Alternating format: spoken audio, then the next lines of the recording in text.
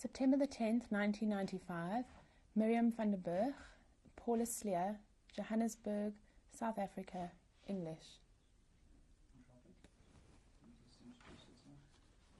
My name is Paula Sleer. Today's date is the 10th. Okay. My name is Paula Sleer. Today's date is the 10th of September 1995.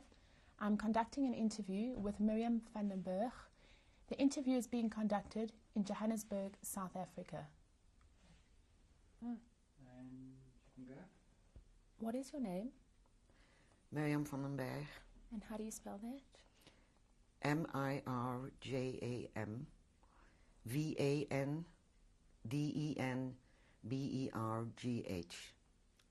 What was your name at birth?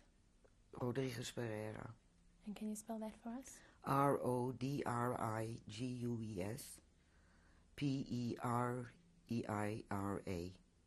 Are you known by any other names? No. Do you have a nickname? No. When were you born? 8th of March 1924. How old are you today? 71. And where were you born? In Hilversum, Holland. Mirjam, can you tell me what your father did? My father was a rabbi and later on the chief rabbi of Holland. And your mother? A housewife. What memories do you have of life in Holland before the war? We had a good life. You came from a very religious family. Yes. Did you go to a Jewish day school? No, there wasn't one. When you say you came from a religious household, could you elaborate on what you mean by this? Well, we had a kosher household. We kept all the holidays and the Shabbat, the Friday nights. Were most of your friends Jewish? No, mostly non-Jewish. And where did you make most of your friends? School. Which schools did you go to? To a private school, primary school. Hilversumse schoolvereniging. And your high school? It was called MULO, M-U-L-O. And what were the subjects you enjoyed doing at school? Languages. Did you belong to any other organizations, any societies at school? It had nothing to do with the school, but I belonged to a group of young people with classical interests. And what would this group do? Go to musea. Mirjam, your father, did he have a synagogue? Yes, in The Hague before the war. And would he conduct services there every Friday night? No, only over the high festivals. So where would you go on Friday nights? To the Ashkenazi, Sephardi, and the Ashkenazi synagogue in Hilversum. Being Sephardic, was most of the community in which you mixed Sephardic Jews? No. Was that ever a problem? No. And you say your mother was a housewife. What memories do you have of her? We always had open house for our friends and everybody. And were you very close to your parents? Yes. We used to go often on... And are you ready? Were you close to your parents? Yes. You were very close to your father? Yes. Did you spend a lot of time with him? He was often away. Away doing what? Congregational work and meetings and... Mirjam, are you yourself, were you very religious as a young girl? Yes. And so how did that impact upon your life? Well, I was brought up that way, so that was the way we lived. Do you have any brothers and sisters? Yes. Could you tell us more about them? I've got 2 older brothers, and I still have a younger sister. I had 2 younger sisters.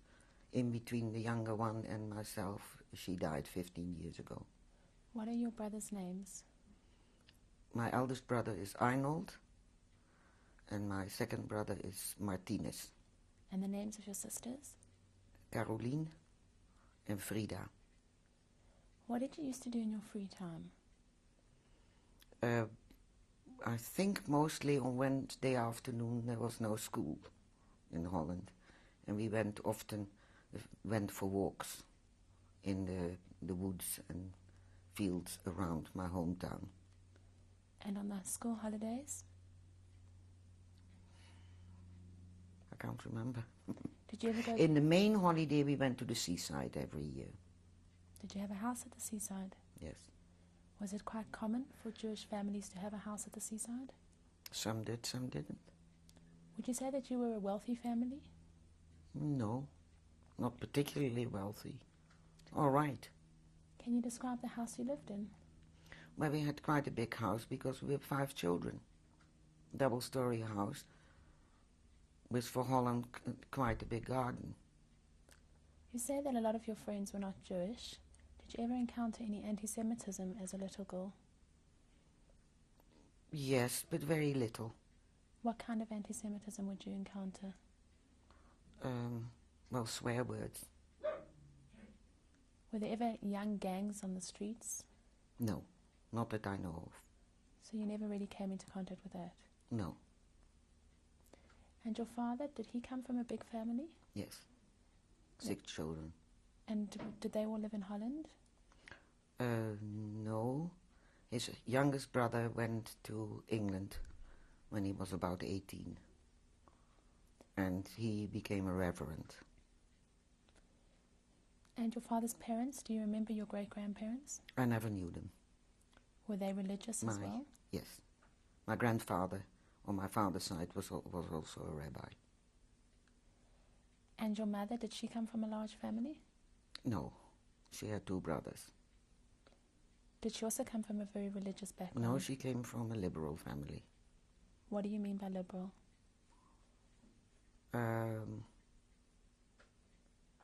Well, they didn't keep the things we kept. But my mother's parents, I don't know if they had a kosher household before, but after my mother married my father, they became more religious. Were you a close-knit family? Yes. So what did that mean? A lot of you would spend your free time together?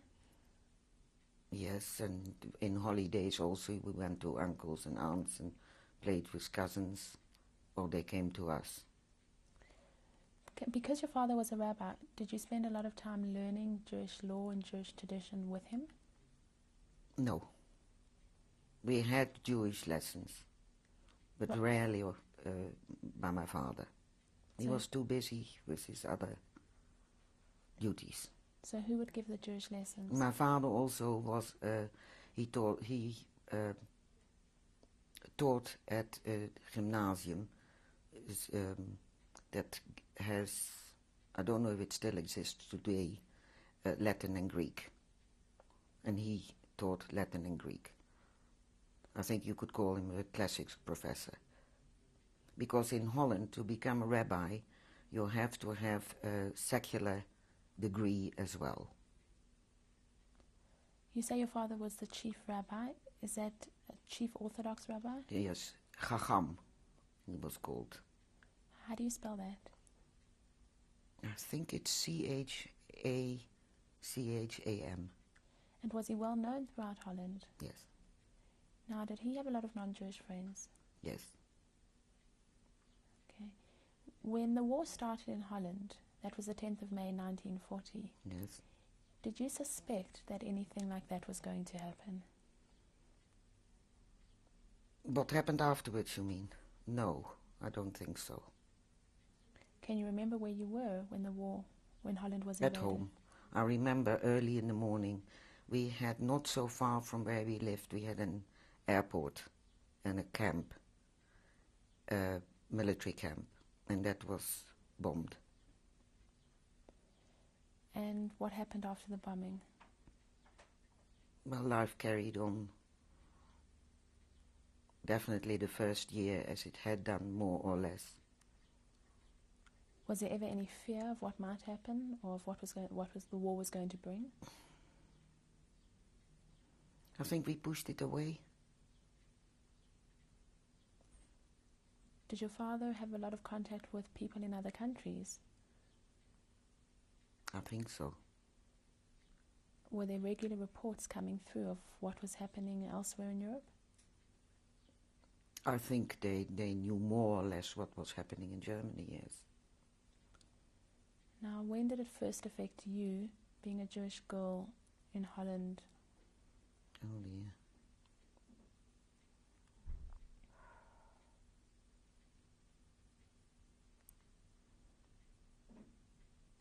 That is difficult to say.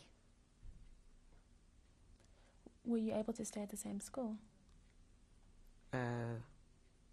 No, that was later on. No.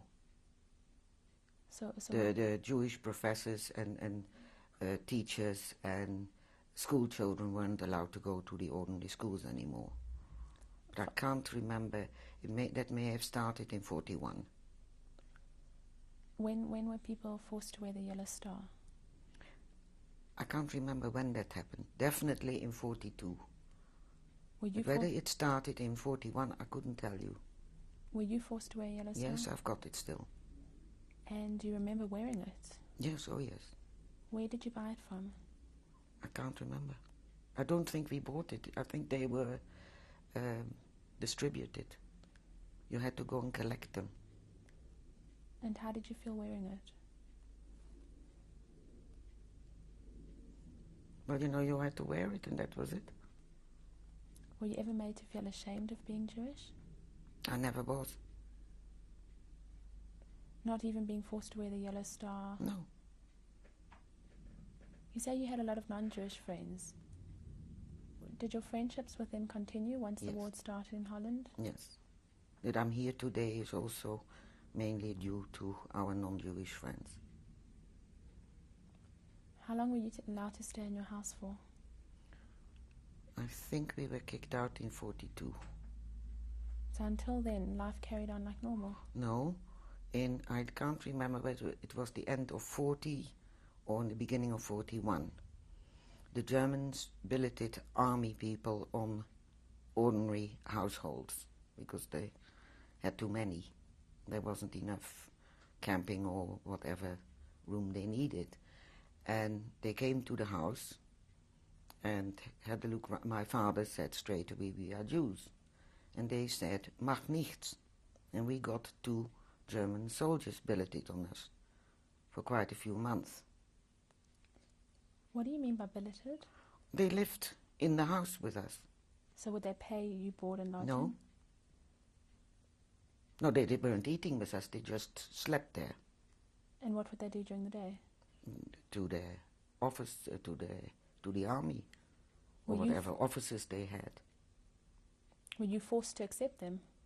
But there was little you could do about it. So did Anyway, then I can't remember anymore how long they stayed. But they went, first one of them went on leave to Hamburg. And he brought a friend, and that I remember. And he said, "Das ist den Ersatzdrummer." That's the substitute drummer. And the real drummer was okay. They behaved themselves. But now they sometimes were slightly drunk. And my father went to the German commander, the Ortskommandant, and complained about the behavior. And then they behaved. When you think about it, it's incredible. Anyway, then after some months, they went to fight in Greece. And then they came again to look at the house. And my father said again, "We are Jews." And then we didn't get them anymore. But then not long after that, we had to leave the house and move to Amsterdam. Do you remember their names? No. I only remember this one name, Drummer. And did you ever experience any anti-Semitism from them? No. I also remember I was once greeted wearing the star by a German officer Where was that? in Hilversum. On the street? Yes.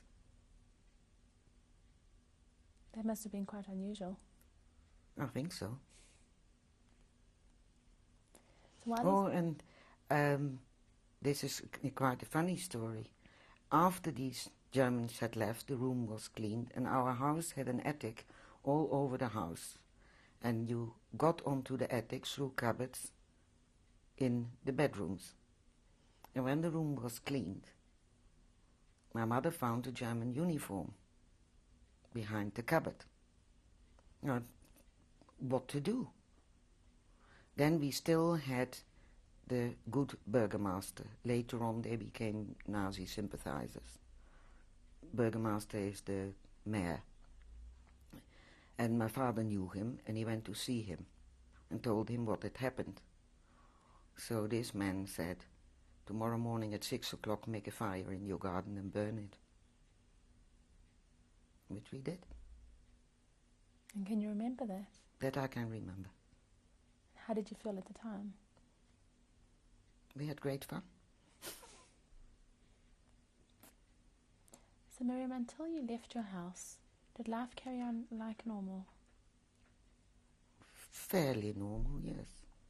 What had changed from before the war?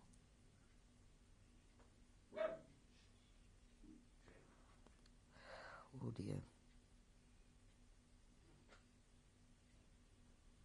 Well, at home it went on normally. When you started attending the school only for Jewish children, when was that? I think that was in 42.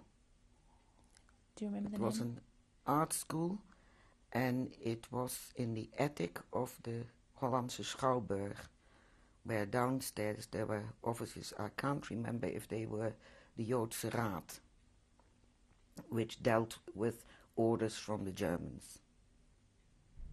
But there they were sending people off, while it was a very small school. Did the Germans know that the school existed? That I don't know. What did you learn at the school?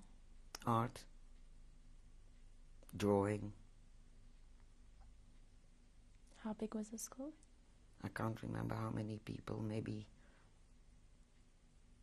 20 people. But we had well-known Jewish artists as teachers. And you say downstairs was where they sent the Jews people away? off, yes. How did you know that? Well, that was then told, and then we knew. Did you ever see those people leaving? No, because we were up. But when we were in Hilversum, we saw some people off, but where they went or were going, I don't know. What do you mean? From the station. But I don't think they went direct from there to the camps. I think everybody went through Amsterdam and Westerbork. When you say you saw them off, would you go to the stations to say Yes. goodbye? If we knew them. How would you know who was going? My parents told us. Do you ever remember your parents worrying that they were going to be sent off? It was never discussed.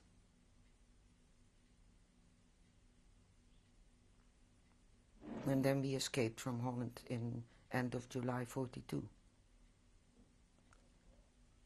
Now, what happened? I know then? we went through Belgium, France to Spain. But I remember very little, and we were never told how and what. I only remember us walking in the dark through Paris. But before you escaped, how did We you... lived in attics in Amsterdam. So you left your home in Hilversum Yes, and you went to Amsterdam? yes. Can you remember leaving your home in Hilversum? No. The actual leaving, I can't. So you I kids... don't know, I seem to have a mental block. What happened to all the furniture in your home? A great part of the furniture, my parents, one set of friends of my parents, he owned a big factory. And he sent a big truck, and he took quite a lot of my parents' belongings. And they kept them at the factory during the war, and after the war they came back. So what happened to your house after you left it? It became a German officers' club at first. And then when, I don't know whether they went to Russia, or most of the Germans who were in my hometown that I don't know. Then it became a school, and the head of the school was a Nazi sympathizer. And after the war, when my father came back, he wanted his house back, and this man wouldn't give it back. And then also, again, the town mayor or the town council or whatever you call them, my father went to see them, and then he got the house back. And was the house in the same condition as No, when you it was in left an awful state. And it took quite a few years to bring it back to something decent again. Now, when you left Hilversum, what happened to your father's family and your mother's family? Did they go with you? No, they didn't live in Hilversum. We were the only ones who lived, of the family who lived in Hilversum. Where did they live? My mother's family, brothers lived already in America since 1930. And her parents went in March 1940 to visit their sons in America. And they were coming back on the 10th of May, the day the Germans invaded Holland. And they were coming back, that I remember, on an Italian boat to Rex. But they got stuck in America. And my grandfather died in America. My mother, after the war, came back and lived with my parents in Hilversum. And your father's family, where did they live? In Amsterdam, in Haarlem.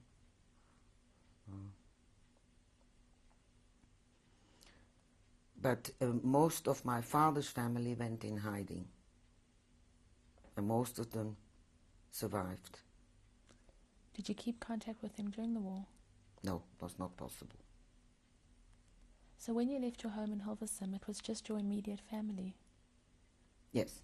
Were all your brothers and sisters there? Yes. But already my brothers hadn't for months not slept at home, because the Germans were picking up young men. And they spent the night with non-Jewish friends of my parents. How did you know that the Germans were picking up young Jewish men? Well, you look, news travels fast.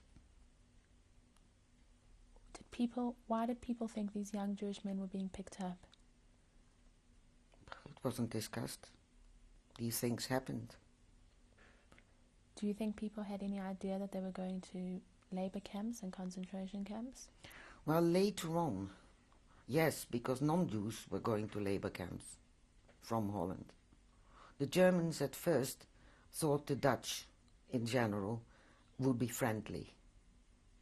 But especially once they started the laws against the Jews, then part of the population started working against the Germans.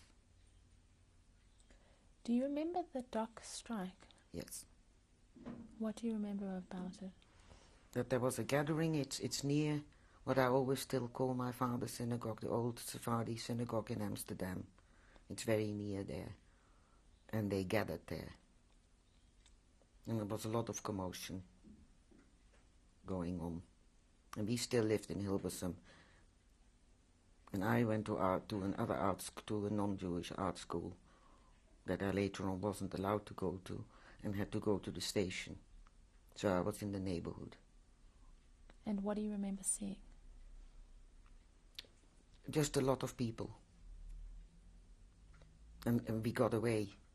I traveled with two non-Jewish friends, and we got away as quickly as we could, because we had the feeling that it wasn't going to be very nice. Did you know what was happening? And that was before we had the star. Did you know what was happening at the dock strike? We heard afterwards, yes, what had happened.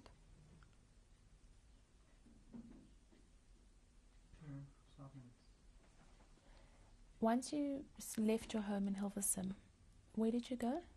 We lived in attics in Amsterdam. Now, how did you get to those attics? I couldn't tell you. What did you... I know we lived there, and that you couldn't stand up. That it was so... And my parents' non-Jewish friends brought us food. But whether we were there officially or not, I don't know. What did you do during the day? Can't tell you. I can't remember.